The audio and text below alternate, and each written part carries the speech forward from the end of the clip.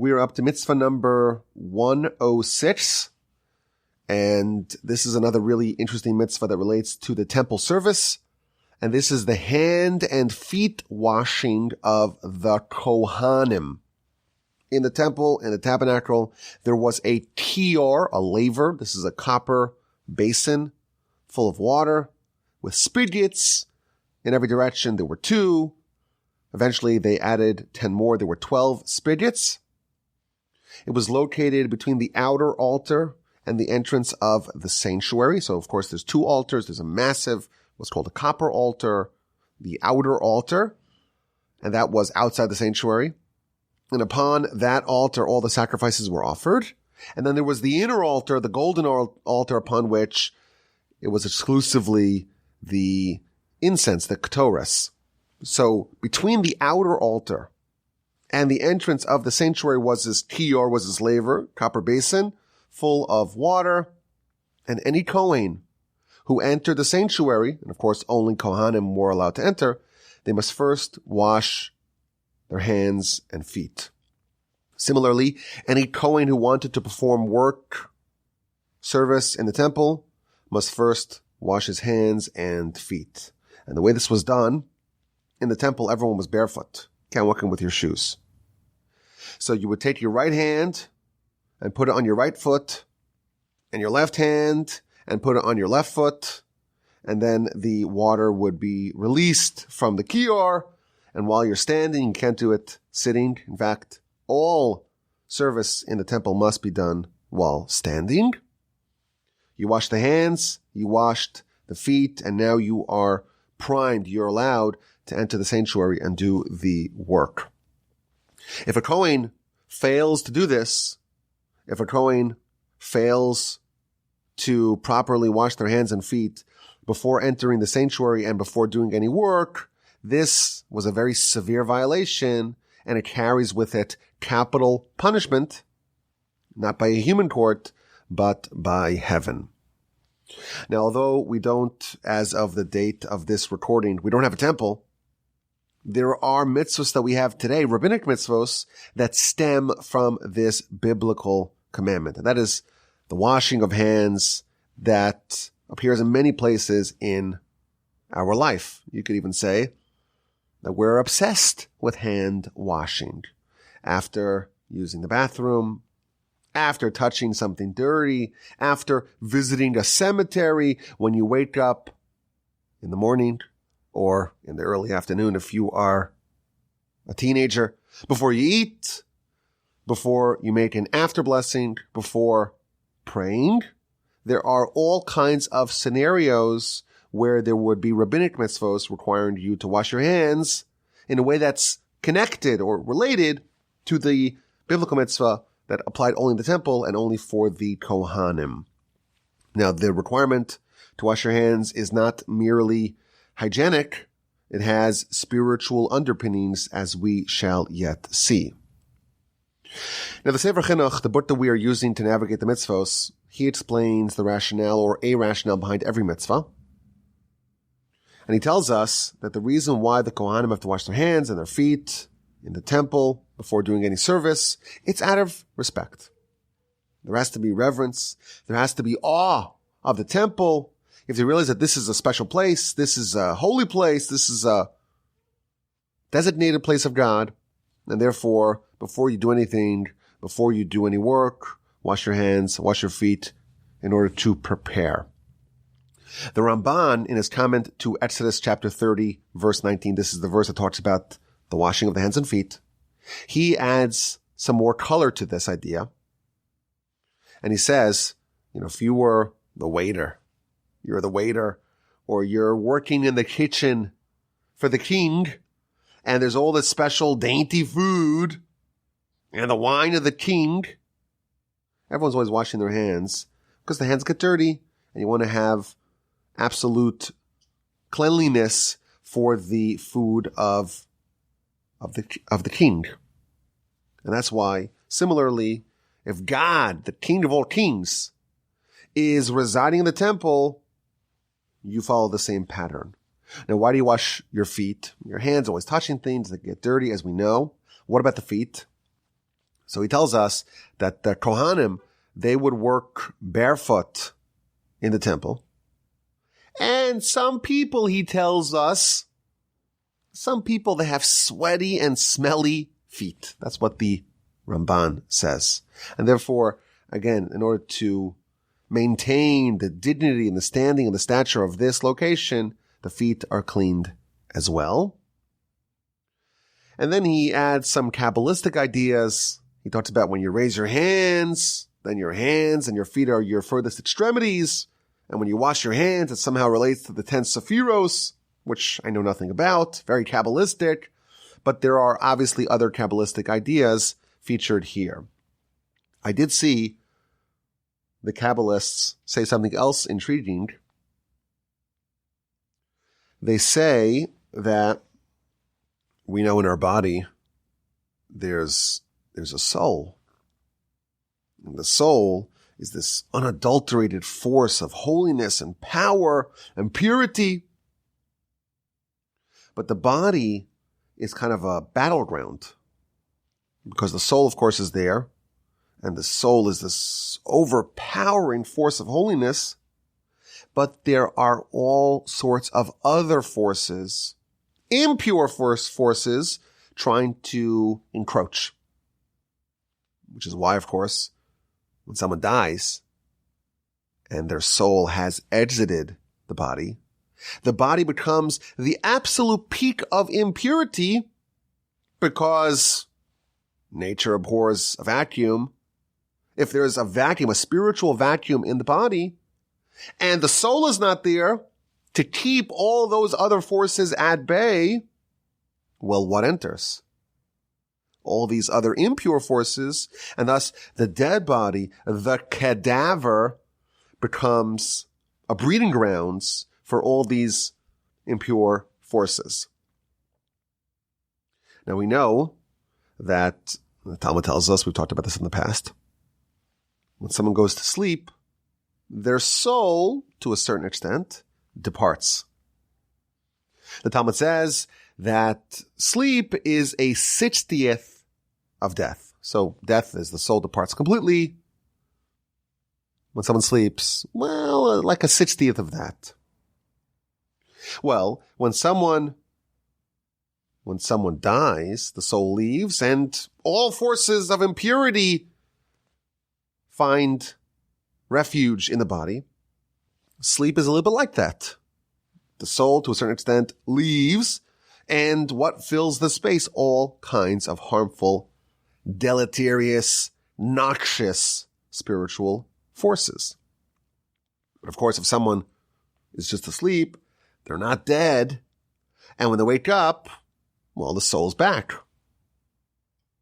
And what happens to all those spiritual impurities that had squatted inside the body overnight? The soul arrives and they scram and they flee in all directions and they end up in the extremities. They go to the furthest parts of the body, which is the hands and the feet. The Kabbalists add that the Talmud tells us, this is something which is very strange for us to picture, Adam and Eve, prior to their sin, their whole bodies was covered in fingernail material. And that served like as a Kevlar, as a protection. And that would thwart all the forces of impurity. And then, once they sinned, they lost it. And they became exposed. And it was dark. And they were terrified. They felt very vulnerable. They felt very naked. And then Adam was given fire. And he was scanning his whole body to see, where's my protection? And he found there was just a little bit left on the fingernails. Which is why on Motzei Shabbos, after Shabbos departs, which coincides with the time that darkness arrived for the first time for Adam, and when he was booted from the garden, and when he realized that he lost all of his purity and holiness, there is a mitzvah to light a candle and to look at your fingernails. And that mimics what happened to Adam and Eve when they had fire and they started standing their bodies looking for their protection, which was gone. And they were comforted by knowing there's a little bit left at the extremities. That's a little bit of a vestige of Adam and Eve pre-sin. Why are their fingernails this, again, relic, this vestige of Adam's protection against all these forces? Why are they found at the extremities on the fingernails and the toenails? Because these things, and again, very Kabbalistic, these things, they thwart all those forces. And where do those forces congregate? Those forces, those spiritual forces that enter when the soul departs, they congregate at the extremities. And thus the Kabbalists say that absent fingernails, we would have impurity even during the day, even without sleep. Because that's where those forces would coalesce. Thanks to the fingernails, those forces only have a grip on us only at night, only after using the bathroom, etc. And thus, the two forces, the 1-2 punch of those fingernails and washing the hands, that removes those spiritual impurities. Thus tell us the Kabbalists. Now, the obvious question is, in the temple, the Kohanim would wash their hands and their feet. And again, that's where the purity is found. If you're going to walk into the temple, you have to remove those forces of impurity. How come today we don't wash our feet? And the answer, we're told, is that the forces of impurity are much stronger on the feet than on the hands, and therefore washing our feet won't even help. In the temple, with the special tior, the special laver that was made by Moshe, that had special power to remove even the impurity found in the feet. But today, with just water, it can only remove the impurity of the hands, of the extremities on our hands, but not of the feet. So that's kind of a modern application of this general principle that we are told here in the Torah. When a Kohen watches the temple, when they do any work in the temple, they must wash their hands and their feet. Now, there's an interesting halachic problem featured with this vessel, the kior, the copper laver that was found in the temple. Any vessel that was used in the temple, anything that was placed inside of it, if it was there overnight, the items that are inside of it are now disqualified for use in the temple the following day. And therefore, because the kior was a vessel in the temple, any water that was inside of it, if it's overnight, the water has to be spilled out. It has become disqualified. And thus every morning, they would have to empty out the basin and refill it with different water. That was a little bit of an inconvenience in the temple. Until in the second temple era, an enterprising Kohen Gadol, high priest, invented a muchni. What's a muchni? The word muchni, this relates to our word that we have today, a machine. A machine. He invented a machine to fix this problem. And the Talmud tells us it was some sort of wheel, some sort of flywheel that would submerge the water into the groundwater and thereby sidestep the problem of disqualifying the water. The exact nature of how this machine worked is disputed. Some say that this was like a certain pipeline, some plumbing that connected the spouts, the spigots of the laver to subterranean pipelines such that the water would not be stored in the vessel overnight. Others say that, the spinning wheel would remove the water and submerge it and then bring it back up. I even saw one opinion that says that the whole laver itself would get submerged. It's not so clear, but it's interesting to note that there was a clever solution to a difficult problem with this vessel in the temple. There are some more laws here that are pertinent. If a Kohen washed his hands and feet and then, met someone for lunch outside the temple grounds and would come back in, they would need to wash their hands and feet again. If a Kohen was up overnight, even if they didn't sleep, they would need to wash their hands again. Ideally, this washing had to be done with the tiar. But if you use a different vessel, it may be okay, provided that it's one of the vessels of the temple, not, you didn't bring just, your cup, your jug from your house. It has to be one of the official sanctioned temple vessels. In fact, on Yom Kippur, the Kohen Gadol, the high priest, used a special gold vessel for washing hands and feet, which he did 10 times over the course of the day. Now, the mitzvah is not to stick your hands in the water, but to have a drip on your hands. And there are all kinds of regulations, as you would expect. For example, what kind of water is suitable? How much water has to be in the laver at a minimum? What happens, again, if it is left overnight? Hence the need for the machine. Now, as we mentioned earlier, today we only have a mitzvah of washing our hands, which is akin to this mitzvah.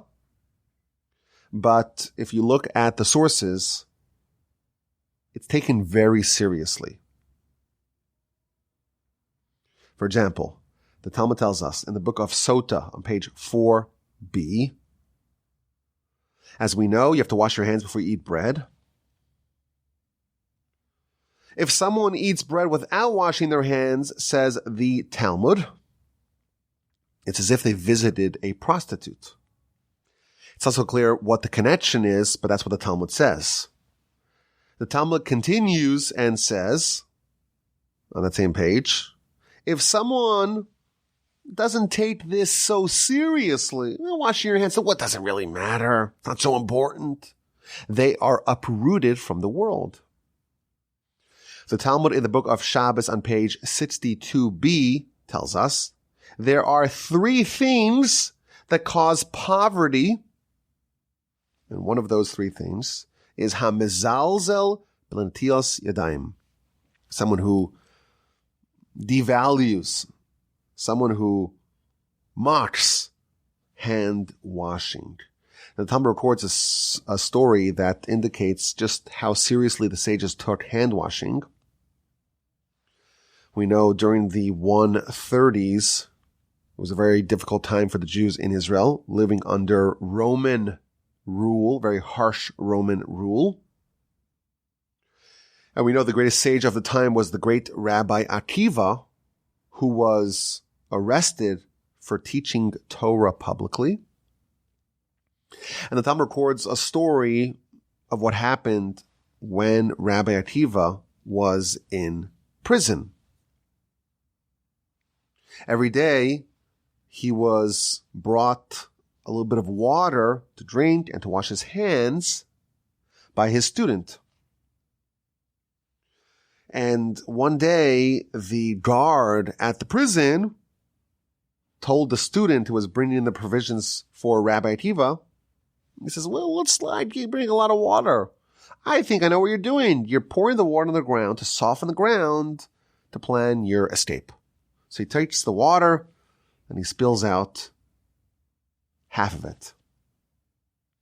So Rabbi Akiva gets a very small amount of water. And he tells the student, don't you know that I'm old and I depend on you for my life? Why is there so little water? So he tells him the entire story. And Rabbi Akiva was presented with a problem.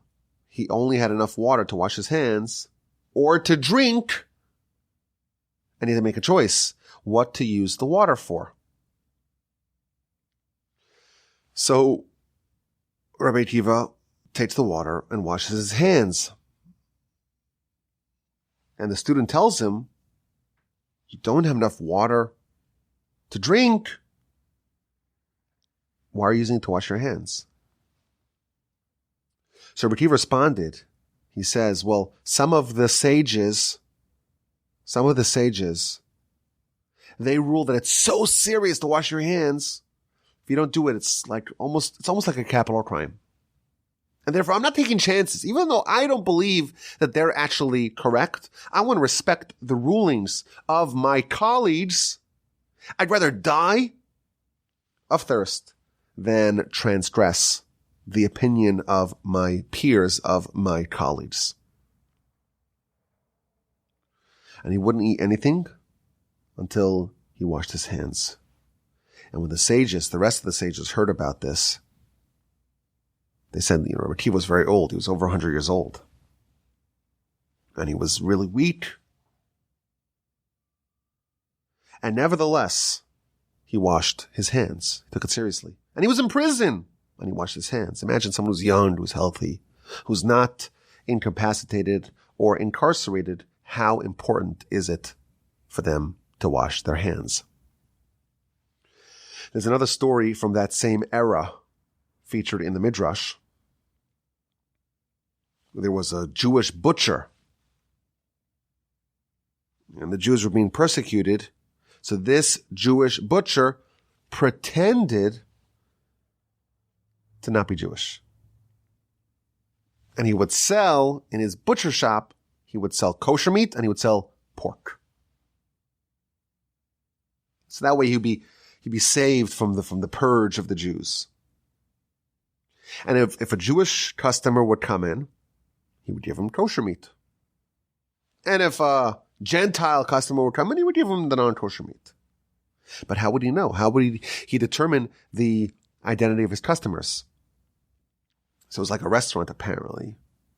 And he would see if the person would wash their hands before they ate anything. He would know that this person is Jewish, the need to get the kosher meat.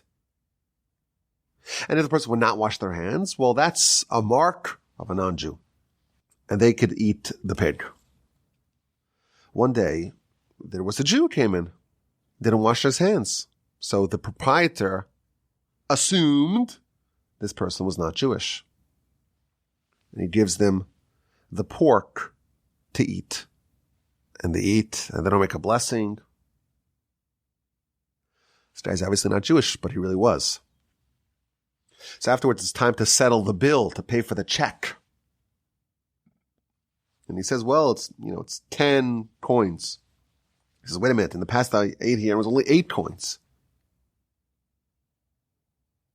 Why are you taking 10 from me now? He says, well, the meat that you just ate was pork. Cost a little more. So this Jew, in the words of the Midrash, his hair stood on its ends. And he got very frustrated and very agitated. He said to him quietly, I'm Jewish. What did you do to me? Why'd you give me pork? So he says, well, when I saw you didn't wash your hands and you ate without a blessing, what am I supposed to think? I thought you were a Gentile. And the Midrash concludes that this teaches us that if someone doesn't wash their hands before they eat, they're at risk of being fed pork. The Midrash continues with a second story about the time that we wash our hands not before we eat, but after we eat. There was a man who was eating some kitnis, which is some sort of barley, call it barley, or some sort of grain product. And he finished eating, didn't wash his hands. So he goes out into the marketplace and his hands are dirty. So someone spots him and sees that his hands are covered with this grain and comes up with a very devilish trick. He goes to this guy's house and he says, your husband asked me to come collect the jewelry. And he thought you wouldn't believe me. So therefore he told me that the proof, the evidence that he's telling that I'm actually a representative of your husband is that he just ate this grain product. So this woman hears that this guy obviously has some inside info. How else would he know what her husband ate for lunch? So she gives him the jewelry, and of course, the guy disappears. And sometime later, the husband comes home and says, well, where's the jewelry? And she responds, well, the gentleman that you sent, he came to collect it. What gentleman? I didn't send no one. And the man got angry, and he struck his wife, and he killed her. That story is recorded in the Midrash. And the Talmud concludes from that if someone doesn't wash their hands, they're really at risk of domestic disharmony and even potentially murder. I think this is our sages trying to impress upon us how seriously this requirement to wash our hands in all these various instances when we're eating, beforehand, afterwards, in the morning, when we go to the bathroom, you come back from a cemetery, and it's apparent from our sages that there's a tendency for people to take this not as seriously as they ought to, and that's why we are warned about it, and we have it impressed upon us so strongly. As we saw, this idea is pregnant with Kabbalistic underpinnings, but regardless, our sages take it very seriously. Ultimately, it stems from the original mitzvah of the Kohanim in the temple before they do any work, before they do any service, before they even enter the sanctuary to wash their hands and wash their feet. And today we have some element of this with our hand washing. As always, my email address is rabbiwalby@gmail.com.